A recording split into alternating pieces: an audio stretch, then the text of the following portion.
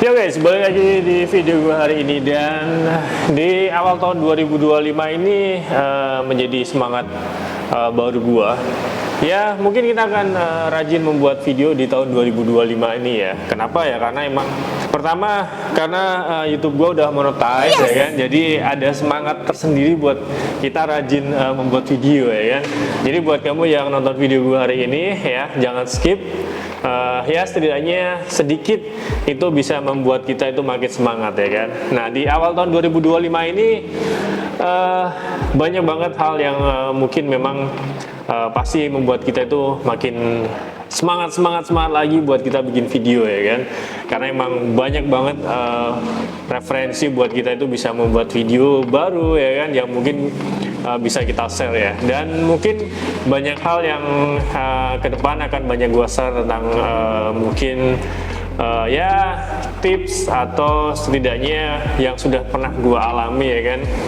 Mulai dari menjadi penyiar radio, kemudian menjadi sales mobil ya kan, mungkin sampai sekarang ya kan, ataupun juga mungkin keseharian gua ya, hobi gua tentang motoran ya, mungkin akan banyak hal-hal kita akan bahas sedikit-sedikit itu di tahun 2025 ya. Jadi buat kamu yang belum subscribe, silahkan subscribe dulu channel gua. Semoga insight dari gua nanti juga bisa bermanfaat, meskipun sedikit ya, setidaknya ada pengetahuan baru yang mungkin kamu bisa ambil dari pengalaman gua ya kan. Nah di video ini ya kan, gue akan sedikit memberikan gambaran aja ya buat kamu yang mungkin ada rencana di tahun 2025 ingin upgrade, baik itu action cam ya kan, untuk kegiatan traveling kamu ataupun juga kegiatan motovlog ya kan.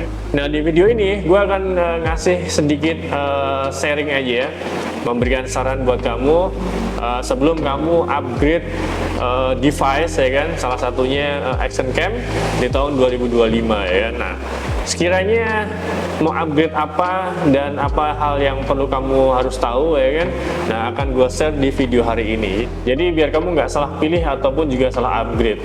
Jadi gini guys ya, mungkin eranya sekarang itu sudah agak berbeda ya dengan era di tahun 2024 ya, karena eranya sudah mulai berkembang ya kan, sudah banyak device atau alat-alat untuk recording yang sudah berkembang gitu ya kan.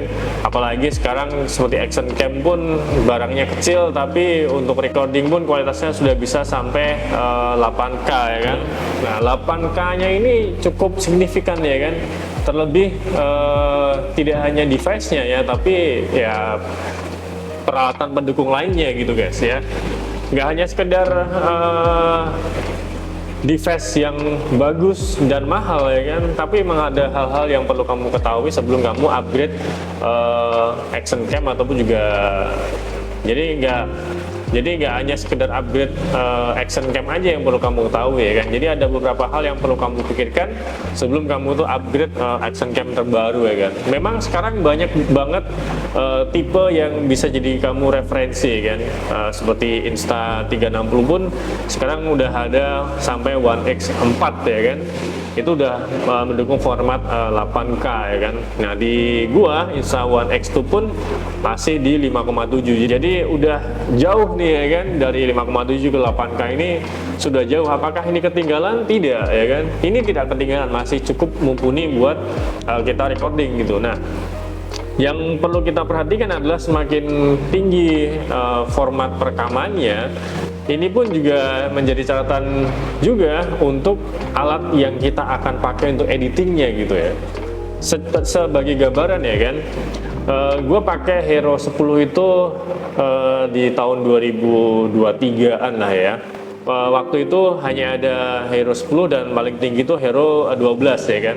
Nah gue pilih Hero 10 karena bayangan gua ya belum terlalu tua lah istilah kayak gitu ya kan. Apalagi dia juga belinya juga baru, artinya masih dalam artian masih dalam masa garansi ya kan. Jadi gue beli action cam Hero 10 itu tadi. Nah ternyata setelah gue beli Hero 10 ada masalah baru yang gue alami ya kan. Masalah yang pertama gue alami adalah micro SD.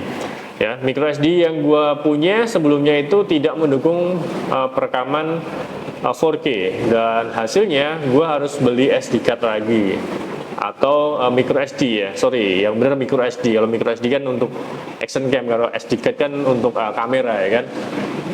Jadi itu guys, jadi masalah pertama yang muncul waktu itu adalah micro SD gua tidak support untuk perekaman 4K. Jadi alhasil gua harus beli SD card baru gitu. Nah, setelah beli SD card baru masih ada masalah lain gitu ya kan, yaitu adalah laptop yang tidak mumpuni untuk editing video dari GoPro ya kan. Kenapa tidak mumpuni? Karena ya memang spesifikasi laptop gua waktu itu masih di bawah standar ya. Jadi memang bukan laptop untuk editing ya kan. Kemudian selain laptop yang tidak mendukung ya kan, itu format dari perekaman dari GoPro itu berbeda dengan format MP4 pada umumnya gitu. Jadi harus ada plugin yang memang khusus untuk memutar video perekaman dari GoPro. Itu gue lupa formatnya apa. Yang jelas itu kita harus beli dan berbayar plugin itu ya di Microsoft ya kan. Jadi tapi harganya murah waktu itu. Jadi gue tetap waktu itu akhirnya memutuskan untuk beli gitu, karena emang harganya murah. Hanya puluhan ribu aja, nggak nyampe ratusan. Setelah semuanya kita deteksi, oh ternyata gue butuh micro SD baru, gue butuh laptop baru, dan tentunya software editingnya itu juga gue harus pelajari lagi nih, harus pakai software apa buat editing videonya gitu. Alhasil ternyata upgrade action cam itu tidak mudah itu gitu ya. Setelah upgrade terus selesai ya kan. Ternyata di situ gue masih harus ngeluarin budget untuk beli micro SD. Kemudian gue juga ngeluarin budget untuk upgrade laptop ya kan. Waktu itu gue upgrade dari laptop gue yang lama upgrade ke laptop gue yang gue pakai sekarang. Ini pun juga gue udah upgrade lagi ya, dari laptop sebelumnya ini tuh sudah ada lagi sebelumnya, karena ya memang butuh waktu itu ya kan, memang untuk mendukung pekerjaan gue untuk mengetik, untuk editing website dan sebagainya ya. Jadi memang waktu itu memang sudah waktunya untuk perlu upgrade laptop ya kan. Nah, action cam itu sebenarnya ya memang pingin gitu ya, tapi emang karena budgetnya juga ada buat upgrade laptop, jadi waktu itu gue upgrade laptop gitu guys. Nah, waktu upgrade laptop pertama pun juga tidak langsung dapet gitu ya. Jadi gue upgrade ke toko komputer ya kan, uang nanya-nanya. Ada waktu itu ada waktu itu laptop, gue lupa mereknya apa, tapi waktu itu tipenya itu AMD ya, AMD Ryzen berapa gitu. Nah, setelah gue bawa pulang, ternyata gue pakai editing GoPro, belum sempat buat editing ya kan, buat ngeplay videonya aja itu nggak bisa gitu. Karena memang AMD kayaknya agak terbatas untuk waktu itu. Saya nggak tahu lah, pokoknya intinya begitu buat ngeplay ternyata nggak bisa. Gue berpikir memang dari dulu sebenarnya gue belum cocok dengan AMD ya. Jadi akhirnya gue memutuskan untuk balik lagi ke Intel ya kan. Akhirnya besok harinya gue balik lagi ke toko jual beli laptop untuk akhirnya ambil laptop Intel ya kan. Ada laptop Asus ROG waktu itu ya kan. Nah, akhirnya gue beli laptop itu dan gue bawa pulang, gue install plugin untuk muter video, akhirnya bisa, udah tenang ya kan, udah tinggal gue mau pakai apa nih untuk software editingnya gitu. Nah, akhirnya ya setelah browsing kita belajar, memang ternyata ya seperti itu, format video yang besar itu pun juga memang harus didukung dengan hardware editing yang mumpuni juga gitu. Jadi itu intermezzo aja guys ya kan. Jadi tidak hanya sekedar kita beli action cam kemudian langsung bisa kita pakai, itu sebenarnya bisa-bisa aja dan juga bisa enggak juga gitu ya. Terutama kalau kamu memang kebutuhannya hanya untuk video di Instagram atau di TikTok ya, atau mana lagi, Instagram, TikTok, atau YouTube ya kan. Nah, kalau YouTube untuk tampilan gede ini, gue rasa sih kalau gue nyaman untuk editingnya pakai laptop ya kan. Nah, tapi ada teman-teman yang memang nyaman edit pakai handphone, pakai tablet, itu gak apa-apa. Memang setiap orang itu punya referensi editing beda-beda ya. Tapi kalau gue memang selalu nyaman pakai editing pakai laptop. Jadi nge-game pun kalau PS ya pakai konsol ya, bukan pakai seperti handphone dan sebagainya. Gue juga game pakai handphone tapi berbeda. Maksudnya ketika game konsol itu jauh lebih nyaman dibanding kita game pakai handphone. Jadi itu setiap orang punya referensi masing-masing, yes. Makanya ya itu adalah salah satu hal yang memang harus kamu pikirkan ketika kamu mau upgrade sesuatu yang baru. Apalagi dunia elektronik atau sekarang ini sudah sangat berkembang ya kan. Nah, kemudian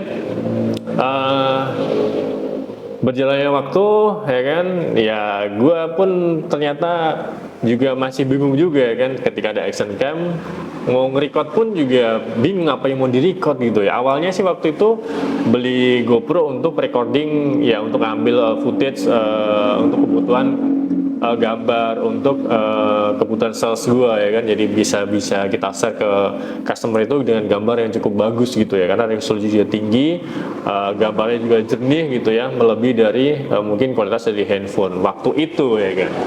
Dan ternyata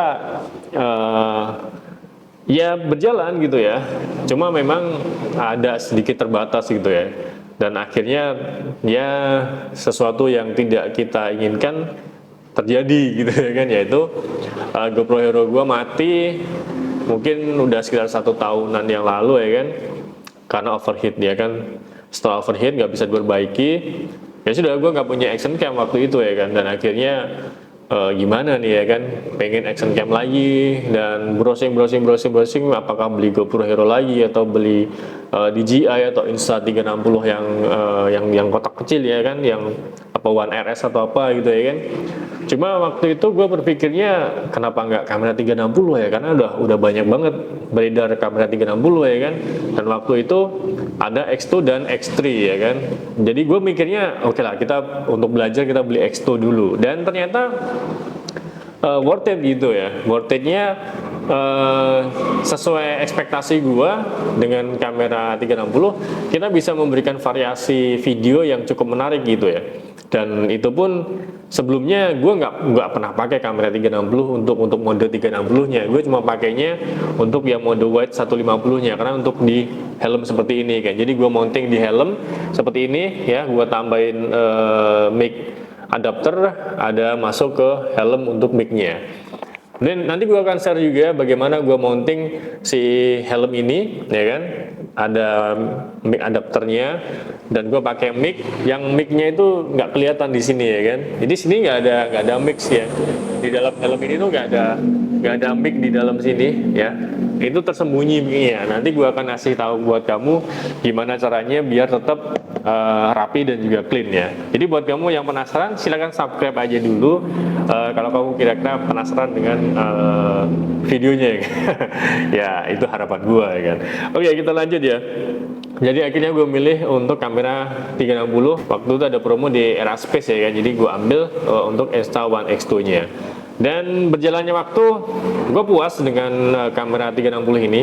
Dan sampai sekarang pun gue menyarankan buat teman-teman motovlogger atau yang lainnya pun untuk upgrade ke kamera 360. Tapi gue tidak langsung mengarahkan untuk upgrade 360 ya. Gue akan menyarankan dulu teman-teman untuk upgrade alat editingnya ya, baik itu handphone ataupun juga laptop. Jadi gue pasti akan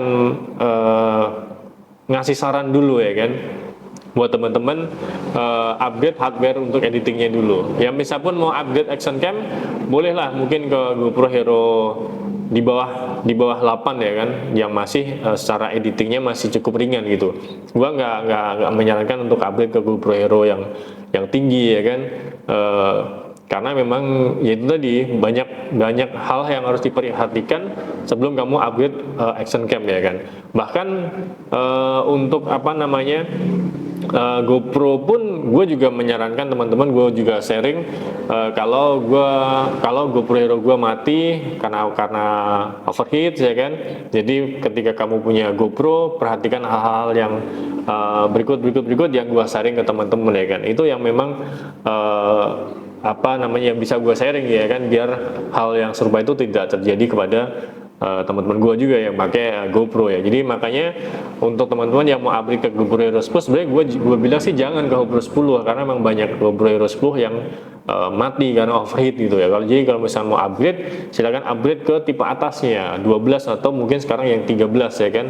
GoPro 13 sekarang juga udah rilis, harganya sekitar 7 jutaan, itu bisa jadi kamu referensi kan ya. Tapi karena harganya segitu ya mendingan buat beli kamera 360 X2 udah dapet gitu ya. Plus aksesorisnya gitu. Jadi buat gue sih kalau mau upgrade untuk memang memberikan hasil atau quality yang lebih baik ya kenapa tidak. Tapi ya itu tadi ya guys ya, ada hal-hal di belakang yang perlu kita harus tahu gitu ya. Tidak hanya sekedar upgrade, tapi ada hal-hal di belakang yang memang kamu harus pikirkan ya, baik itu hardware editingnya, software editing dan sebagainya. Apalagi sekarang software editing, CapCut pun sekarang nambahin audio dari luar ya, di luar dari CapCut itu pun juga harus berbayar ya kan. Harus CapCut Pro, harus berlangganan ya kan. Makin pusing lagi guys ya kan. Jadi kita harus nyari editing. Jadi kita harus nyari software editing yang mungkin ringan dan memang user friendly ya. Dan sampai sekarang yang memang user friendly ya CapCut gitu ya. Sebelumnya mungkin CapCut gratis semuanya ya kan, bahkan auto caption pun dulu gratis, sekarang berbayar. Dan yang terakhir pun gue nggak tahu ya kan, gue editing terakhir itu nambah audio dari luar pun juga itu harus berbayar guys, kita harus berlangganan pro gitu ya. Jadi apakah benar atau enggak, mau coba kamu kasih tulis di kolom komentar ya kan, untuk nambah audio dari luar itu harus berlangganan pro gitu. Karena kalau dilihat dari begitu gua ekspor ya, kan keluar notifikasinya itu ketika dia klik itu larinya ke lagu yang memang seharusnya nggak berbayar gitu, karena itu bukan pro, tapi emang lagunya dari luar gitu, dari CapCut itu sendiri. Jadi gua ngambil dari YouTube musik gitu ya. Di YouTube Studio kan ada lagu yang bisa dikoleksi audio lah. Nah, gue masukin di situ ke CapCut itu kedetek kita harus berlangganan pro. Nah, itu yang jadi catatan lagi ya kan. Jadi intinya sih gue berharap buat teman-teman yang mau upgrade action cam di tahun 2025 ini, cobalah upgrade ke kamera 360 ya. Meskipun memang kamera 360 ini memang susah untuk reframingnya atau susah untuk pengoperasiannya, itu sih memang benar ya kan, memang benar susah semuanya. Cuma kalau sudah terbiasa, mungkin sehari 2 hari it's okay, nggak ada masalah sih ya kan. Atau mungkin 2 hari ya mungkin ya setelah penggunaan 1 minggu lah ya, mungkin sudah enjoy, sudah hafal menu-menunya, sudah dapat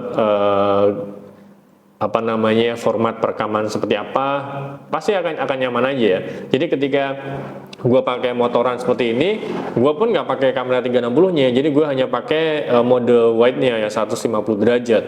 Nah, baru ketika gue mounting di motor ya gue pakai 360, jadi gue bisa merecord sekeliling dari gua ya. Nah, kamu bisa lihat videonya di video gua sebelumnya waktu touring keliling Gunung Lawu ya sama teman-teman dari Motovlogger Seloraya. Kurang lebih footage-nya ya seperti itu yang bisa kita ambil dari kamera 360, atau mungkin waktu touring ke Honda Baggers D. Nah, itu footage yang bisa kita ambil dari kamera 360. Kalau kita nggak pakai kamera 360, mungkin agak susah untuk ngambil footage seperti itu. Jadi seolah footage-nya berjalan ya, kita tanpa cutting ya. Jadi itu lebih menarik buat mungkin penonton video gua ya kan. Itu sih tujuan gua, untuk memberikan memang variasi perekaman yang jauh lebih baik, jadi biar tidak terlalu monoton gitu ya. Jadi kalau kita hanya motoran kan hanya ngelihat stang kita itu agak kurang gimana gitu, jadi gimana biar bisa juga melihat kita dan juga sekeliling kita gitu. Jadi makanya kamera 360 itu mungkin lebih menarik buat kamu yang hobinya motovlogger ataupun juga yang hobi traveling. Ya benar, traveling pun juga butuh 360 ya kan, apalagi seperti mode drone itu kan di kamera 360 juga bisa dibuat seperti itu. Jadi kamu nggak perlu beli drone pun, tinggal beli tongsis yang panjang mungkin sekitar 2-3 meter, it's okay kan, udah cukup menarik banget dan cakep banget ya. Nanti mungkin suatu saat gua akan bikin video dengan 360 waktu lagi jalan-jalan mungkin, atau lagi ya traveling dikit-dikit lah ya. Nanti gua akan kasih sedikit footage-nya gitu guys. Yang jelas selama kamu ada budgetnya ya mungkin semuanya tidak ada masalah ya, tapi buat kamu yang budgetnya mungkin agak minim ya kan, mendingan upgrade hardware editing kamu dulu sebelum kamu upgrade action cam. Tapi selama budget kamu tidak masalah ya monggo aja, silakan upgrade action cam sesuai keinginan kamu. Tapi kalau gua kasih saran, silakan kamu upgrade ke kamera 360 biar video kita jauh lebih bervariasi. Kurang lebih itu video kita di awal tahun 2025 ini ya kan. Dan akan ada video, mungkin akan banyak part, yaitu video waktu gua touring ke Flores ya kan. Jadi buat kamu yang pengen tahu seperti apa perjalanan riding gua dari Jogja sampai Flores, kamu subscribe video gua karena emang rutenya cukup jauh dan cukup lama gitu guys. Jadi sekian video gua hari ini. Jangan lupa buat subscribe, like, dan juga tulis di kolom komentar kalau ada pertanyaan, saran, ataupun juga kritik ya. Gua Bayu, sampai ketemu lagi di video gua selanjutnya. Bye-bye.